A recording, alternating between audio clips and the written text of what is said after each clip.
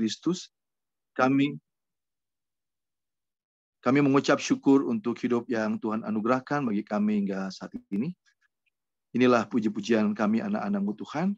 Kami percaya Tuhan ada di tengah-tengah kami. Urapi hamba-Mu untuk menyampaikan isi hati Tuhan, dan urapi kami semua agar kami sungguh dicerahkan untuk mengerti kebenaran firman Tuhan.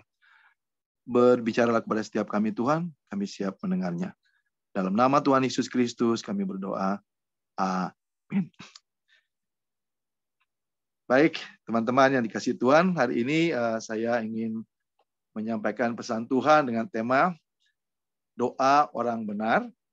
Bila dengan yakin didoakan, sangat besar kuasanya. Pak Riki, saya izin untuk putar satu lagu ya dari sini. Yesus hanya sejauh doa ya, kita nyanyi sama-sama bersama dengan Hosanna Singer.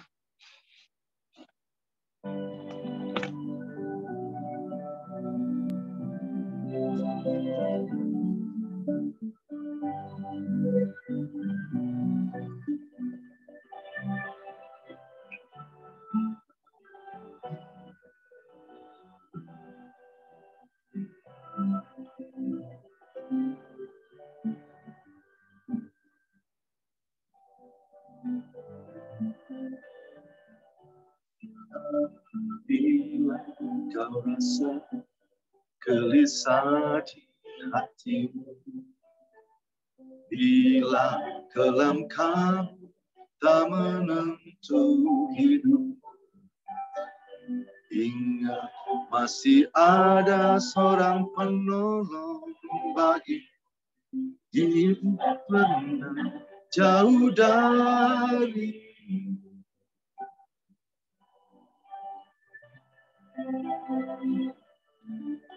berseru dan memanggil namanya, berdoa dia akan segera menghampiri dirimu. Percaya Yesus tak jauh darimu, Yesus hanya sejauh doa.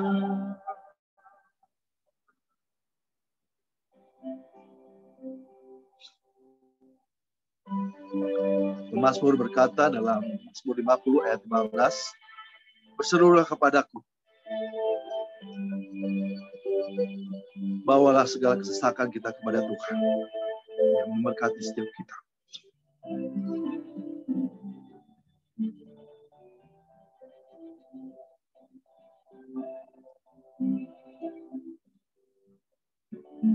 Bila kau rasa gelisah di hati,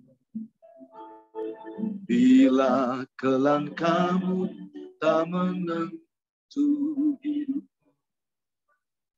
ingat masih ada seorang penolong bagi Yesus tak pernah jauh darimu.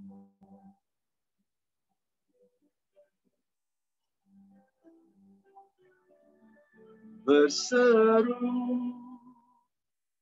dan memanggil namanya, berdoa dia akan segera menghampiri. Percaya Yesus tak jauh darimu, Yesus hanya sejauh doa.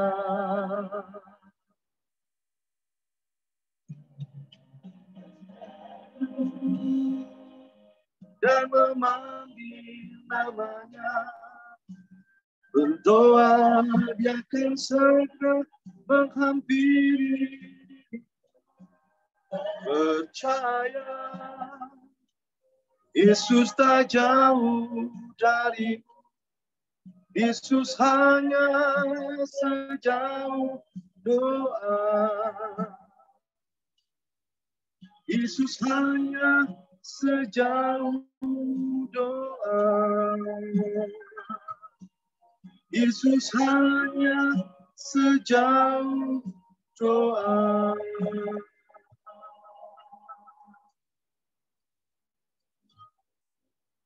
Ya, Bapak Ibu, cara kita tidak jauh sebenarnya dari Tuhan.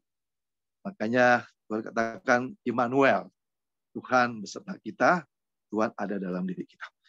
Baik, teman-teman yang dikasihi Tuhan, kita akan renungkan firman Tuhan di dalam Yakobus 5 ayat 16b sejak kita baca. Demikian firman Tuhan. Doa orang benar, doa orang yang benar, bila dengan yakin didoakan, sangat besar kuasanya. Doa orang benar, bila dengan yakin didoakan, sangat besar kuasanya. Dalam satu ayat yang singkat ini ada 4 hal penting yang saya ingin ajak kita untuk kita sungguh-sungguh merenungkannya. Yang pertama adalah doa itu sendiri. Yang kedua adalah tentang orang benar. Yang ketiga adalah tentang keyakinan kita. Dan yang keempat adalah sangat besar kuasanya.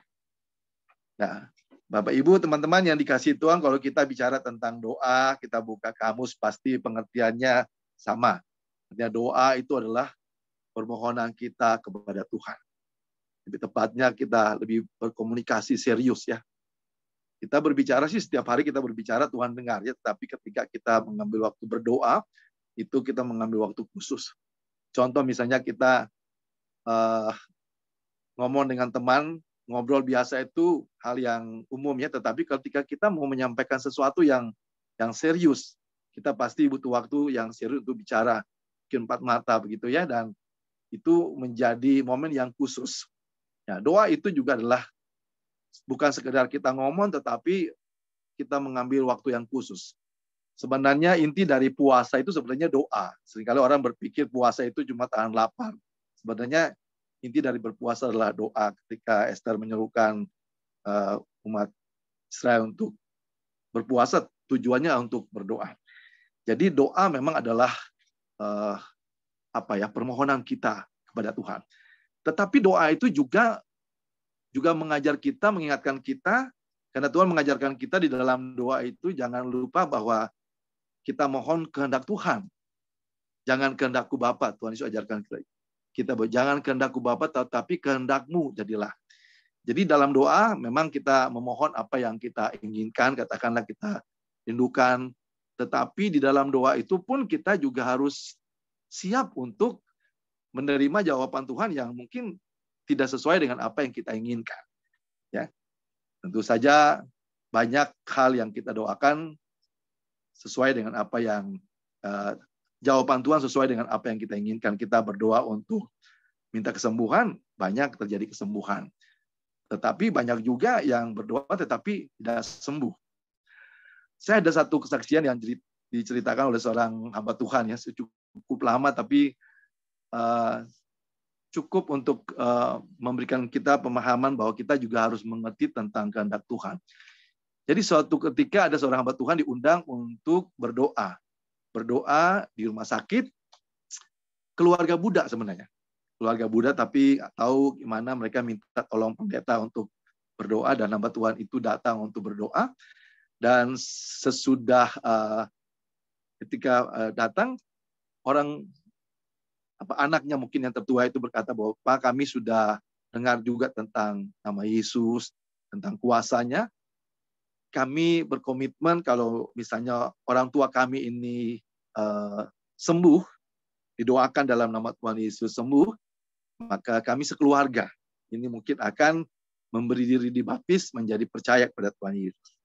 Nah, saya percaya setiap hamba-hamba Tuhan ketika mendengar itu kan pasti tertantang ya, pasti tertantang, dan hamba Tuhan ini berdoa dengan kesungguhan hati. Sebelum berdoa memang seperti biasa ya, Pak Riki, kita selalu menyampaikan pesan-pesan Tuhan juga untuk menguatkan.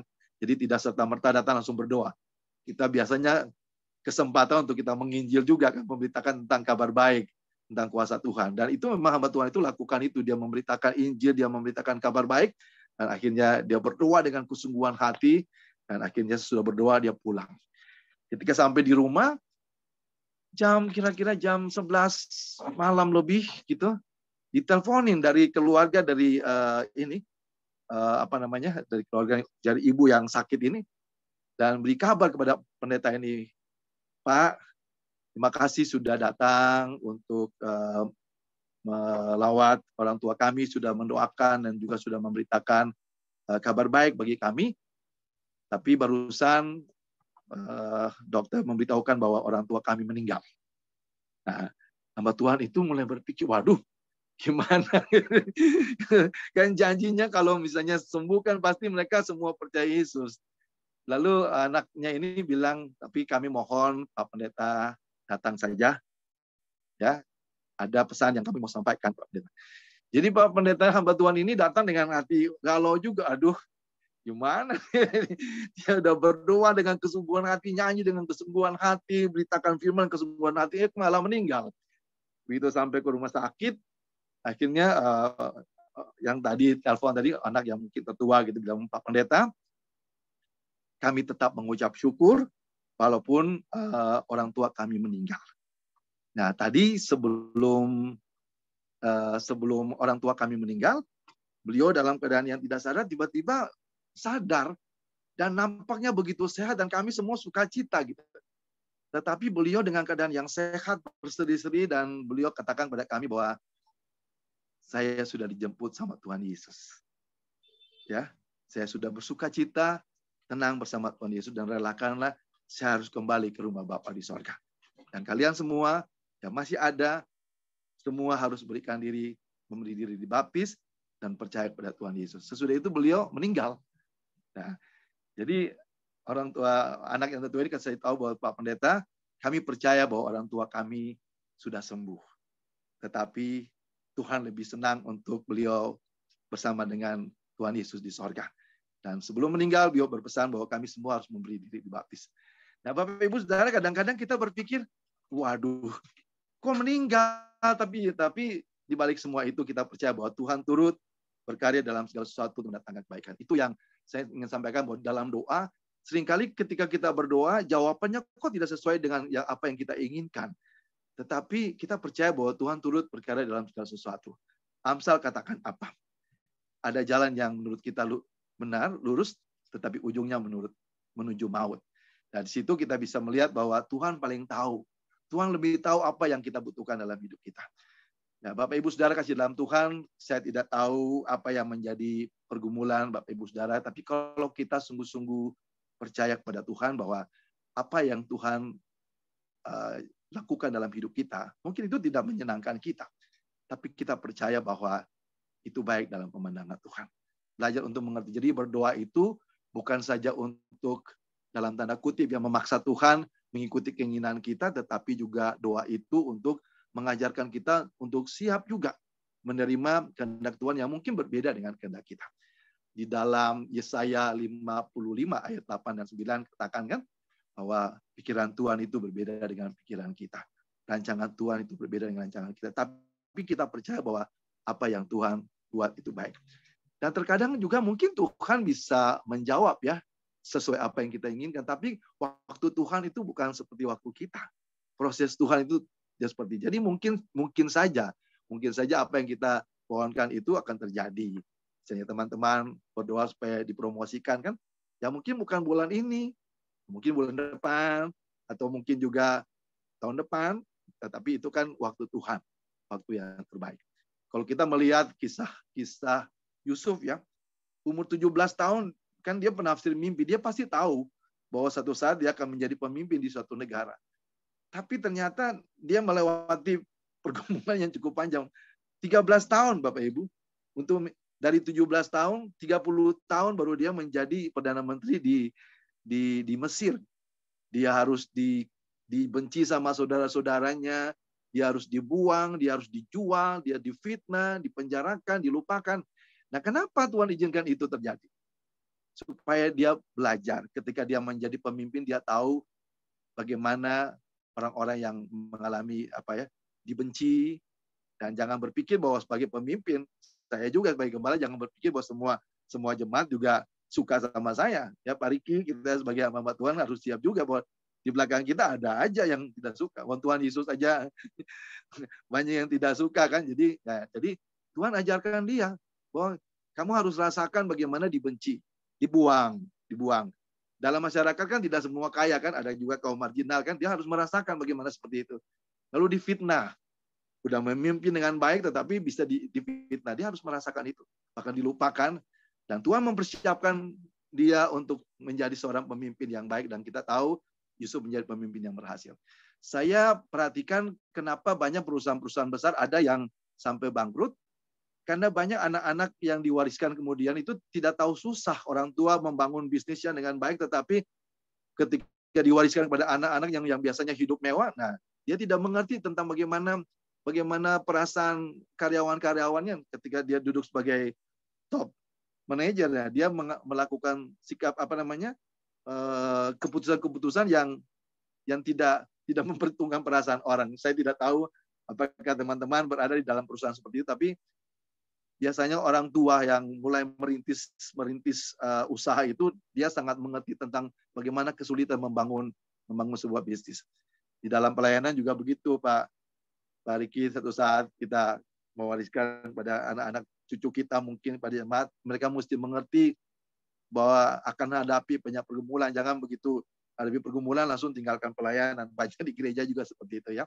Jadi doa itu untuk kita memang memohon permohonan kita kepada Tuhan, tapi kita juga akan siapkan hati kita untuk menerima jawaban Tuhan yang mungkin berbeda dengan itu kita.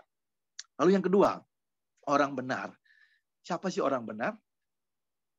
Mungkin secara umum orang berpikir orang benar adalah orang yang selalu hidup benar di hadapan Tuhan, tidak melakukan dosa kira-kira. Tetapi Bapak Ibu Saudara, di dalam keyakinan kita umat Kristen, orang benar itu bukan orang yang hanya berbuat baik saja. Karena Roma 3 ayat 20 berkata bahwa manusia tidak dibenarkan Tuhan karena berbuat baik saja. Hidup saleh juga tidak. Yesaya 64 ayat 6 berkata bahwa kesalehan kita itu seperti kain kotor. Bahkan orang Yahudi berpikir bahwa dengan mempersembahkan kurban hewan yang tidak bercacat, tidak bercela, itu mereka dibenarkan di hadapan Tuhan. Penulis kitab Ibrani berkata bahwa apa yang dilakukan di dalam Taurat Tuhan itu, di dalam perjanjian lama itu hanya gambaran. Karena tidak mungkin lembu domba jantan itu menghapus dosa manusia. Ibrani 10 ayat yang keempat. Jadi manusia itu tidak bisa dibenarkan hanya dengan berbuat baik, hidup saleh, mempersembahkan kurban. Bapak Ibu setia kasih perpuluhan di gereja itu juga tidak menjamin kita menjadi orang yang dibenarkan Tuhan. Tetapi Paulus katakan, oleh hikmat Tuhan katakan kepada jemaat di Roma, kita bisa baca dalam Roma 6 itu, bahwa manusia itu dibenarkan karena iman percaya kita kepada Kristus. Dosa itu mengakibatkan kita menjadi terkutuk, dosa mengakibatkan kita menjadi orang terhukum mati, dan dosa mengakibatkan kita terpisah dengan Tuhan. Perbuatan baik, kesalehan hidup, dan kurban hewan tidak bisa menebus kita dari hukuman itu. Tetapi karena iman percaya kita kepada Kristus, maka 1 Petrus 2 ayat 24 berkata bahwa kita sudah ditanggung. Hukuman dosa kita sudah ditanggung. Dan Roma 8 ayat 1 katakan bahwa kita sudah bebas dari penghukuman dosa. Iman kita percaya bahwa Kristus sudah mati di kayu salib, juga membuat kita bebas dari kutuk. Galatia 3 ayat 13-14. Ya, jadi Bapak Ibu Saudara kasih dalam Tuhan, dan kita ditebus bukan dengan emas dan perak, kata 1 Petrus tadi, bahwa kita ditebus dengan darah yang mahal. Iman percaya kita kepada Kristus itulah yang membuat kita dibenarkan di hadapan Tuhan. Tetapi Yakobus katakan begini, iman tanpa perbuatan pada hakikatnya mati. Kita percaya Kristus mati menanggung hukuman dosa kita, tapi kita sengaja hidup dalam dosa. Itu sama dengan kita beriman tapi tidak nampak dalam perbuatan kita. Sebab itu penulis Ibrani juga katakan dalam Ibrani 10 ayatnya yang ke-26 dan seterusnya, kalau kita sengaja hidup dalam dosa dan kita tahu tentang kebenaran, ingat loh, Tuhan tidak lagi datang untuk menanggung hukuman dosa kita. Jadi kalau kita mengaku percaya pada Kristus tapi hidup dalam dosa, ya buru-buru bertobat. Kira-kira begitu, buru-buru bertobat lah gitu. Karena orang yang dibenarkan Tuhan bukan saja percaya. Kalau kita baca Matius 7 itu, ayat 20 dan seterusnya, bukan setiap orang yang menyerukan aku Tuhan, Tuhan, tetapi juga yang melakukan kehendak Tuhan. Itu sama dengan apa yang Paulus Yakobus katakan, bahwa iman harus nampak dalam perbuatan. Kalau kita mengatakan bahwa kita sudah ditebus dengan darah yang mahal oleh karena Kristus, dan kita harus tidak sengaja lagi hidup dalam dosa. Kita sudah diperdamaikan oleh Tuhan, 2 Korintus 5 ayat 18. Kita juga harus hidup damai. Kalau kita mengatakan bahwa Kristus sudah memperdamaikan, darah Kristus sudah memperdamaikan kita, tapi kita ribut sama orang, mohon maaf, ribut sama teman kerja, ribut sama teman pelayanan. Nah, itu yang Paulus katakan, ya, Yakobus katakan bahwa iman tanpa perbuatan adalah mati. Jadi kalau kita sudah dibenarkan Tuhan karena iman kita, kita harus juga buktikan iman kita dengan perbuatan kita. Dan saya mendapatkan satu lagi sebagai orang yang dibenarkan Tuhan. Yeremia 17 ayat 5 dan 6 katakan bahwa terkutuklah orang yang mengandalkan manusia. Tapi diberkatilah orang yang mengandalkan Tuhan. Jadi saya mengambil 3 poin penting ini bagaimana kita menjadi orang yang hidup benar. Yang pertama, kita beriman kepada pengorbanan Kristus. Yang kedua, kita tidak sengaja hidup dalam dosa. Ingat apa yang Tuhan katakan kepada perempuan yang berzina, aku tidak menghukum kau. Pulanglah, jangan berbuat dosa lagi. Lalu yang ketiga, bagaimana hidup benar? Hidup itu mengandalkan Tuhan. Jangan menaruh harapan kepada, mohon maaf, jangan menaruh harapan kepada gaji, jangan menaruh harapan kepada jabatan, tetapi harus menaruh harapan kepada Tuhan. Dengan demikian, di hadapan Tuhan kita adalah orang-orang yang benar. Lalu dikatakan apa? Dengan yakin. Saya membayangkan yakin ini dengan bagaimana saya ingat dulu waktu saya masih kecil, saya berpikir bahwa orang yang paling kaya di dunia itu papi saya. Karena setiap kali saya mau apa, papi saya beli, masih kecil ya, masih SD gitu, beli apa saja, beli permen, dimanjain terus. Jadi saya pikir orang yang paling kaya di dunia ini adalah papi saya pada saat itu. Minta apa saja dapat. Dan saya ketika sudah menikah dan punya anak-anak, saya berpikir begini. Saya mulai refleksi diri. Ini anak-anak ya, minta apa-apa dia nggak mikir ya. Kita orang tua cari duitnya gimana. Dapat duitnya kan minta aja. Dia percaya. Tapi saya kenapa Tuhan Yesus bilang bahwa iman kita harus seperti anak kecil. Dia nggak mikir. Dia nggak mikir gitu. Dia tahu papa saya baik. Dan itu saya ngalamin. Dulu saya pikir jangan-jangan papi saya juga dalam keadaan susah, dia cuma karena menyenangkan saya dia apa namanya? Dia penuhi semua gitu. Nah, Bapak Ibu Saudara, tapi Tuhan katakan bahwa kita harus punya keyakinan seperti anak kepada Bapa. Kayak Tuhan bilang kata anak-anak seperti ini yang punya kerajaan sorga. Jadi ketika kita percaya bahwa Tuhan itu baik, Tuhan itu peduli, tapi ya sebagai anak-anak Tuhan ya kita juga harus tahu diri juga. Kadang-kadang kita juga meminta sesuatu yang kadang-kadang berlebihan gitu ya. Contoh misalnya anak kecil umur 4 tahun minta sepeda motor, kira-kira Pak Riki kasih nggak? 4 tahun nggak kasih kan ya. Ya, jadi ya sudahlah kita diukur dengan iman kita meminta. Tapi kita percaya bahwa kenapa kita meminta sesuatu dengan yakin? Karena kita tahu bahwa Tuhan itu sangat baik dan Tuhan peduli. Saya percaya kalau kita meminta sesuatu yang baik, yang menyenangkan hati Tuhan, Tuhan pasti alami. Kalau saya mau cerita Bapak Ibu Saudara ya, sedikit ya, ini masih ada waktu ya. Masih ada waktu ya. Sedikit teman-teman, dalam waktu 16 tahun saya dalam pelayanan ini, memang saya banyak berhubungan dengan kebutuhan keuangan. Karena kan semua ini jemaat ini minta.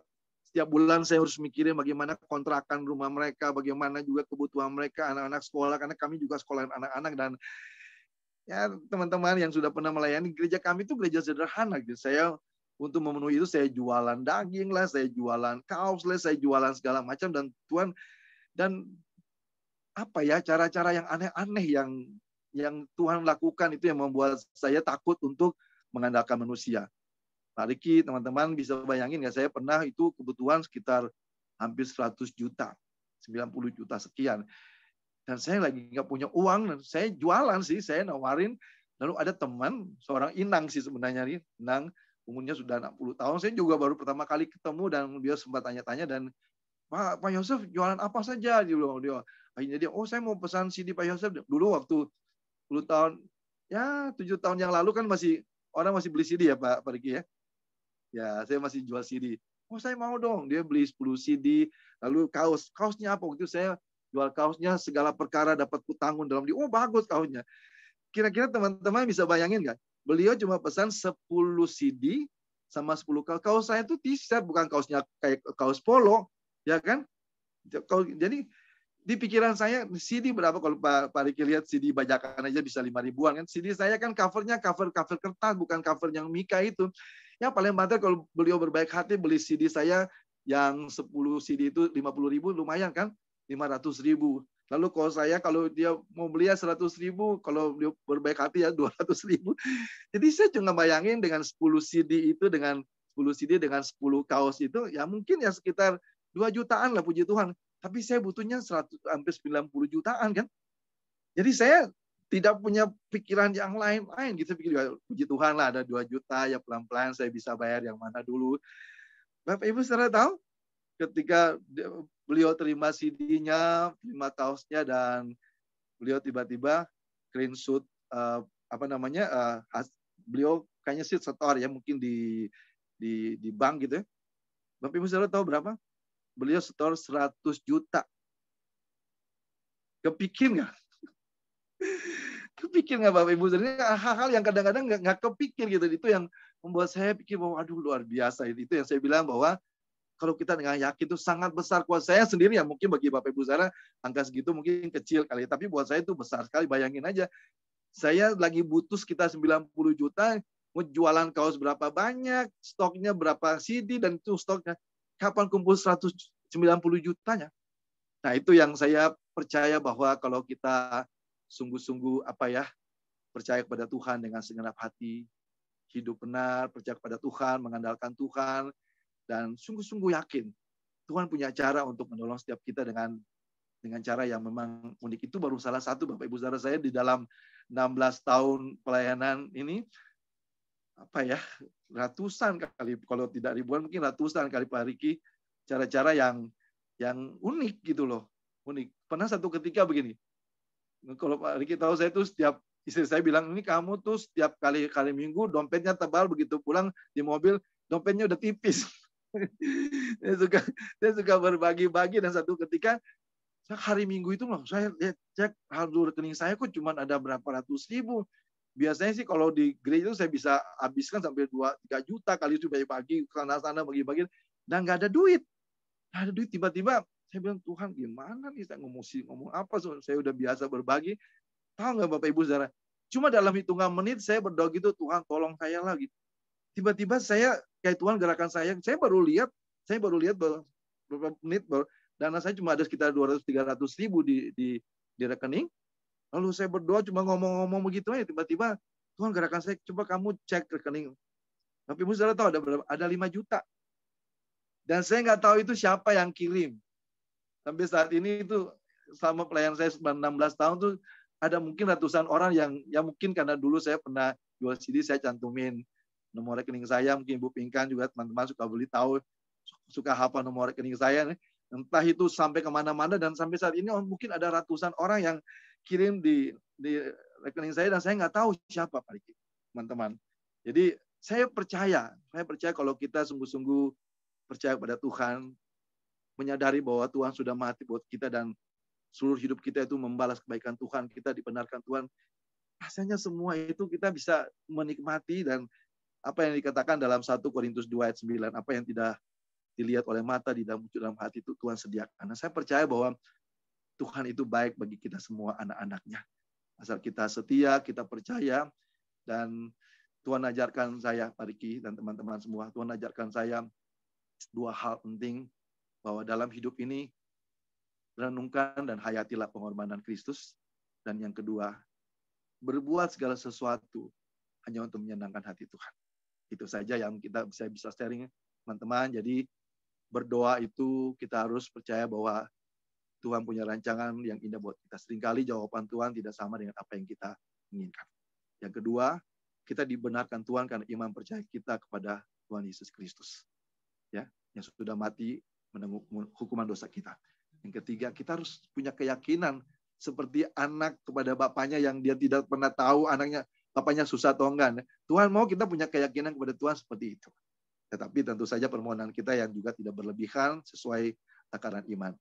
Lalu kita akan melihat besar kuasa Tuhan. Kalau saya sih mengatakan apa yang saya alami tadi, besar kuasa Tuhan, Pak Riki ya, bisa bayangin gak?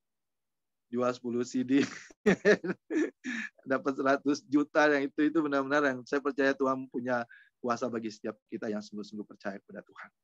Tuhan memberkati kita. Kita berdoa untuk firman Tuhan ini. Terima kasih Tuhan untuk apa yang Tuhan taruh di hati hamba-Mu ini Tuhan. Kami sungguh-sungguh percaya bukti kasih-Mu yang begitu besar bagi kami. Engkau rela mati bagi kami Tuhan. Ajar kami itu sungguh-sungguh yakin dan percaya. Kami sudah dibenarkan, kami hidup dalam tuntunan Tuhan. Dalam nama Tuhan Yesus kami berdoa dan mengucap syukur. Amin.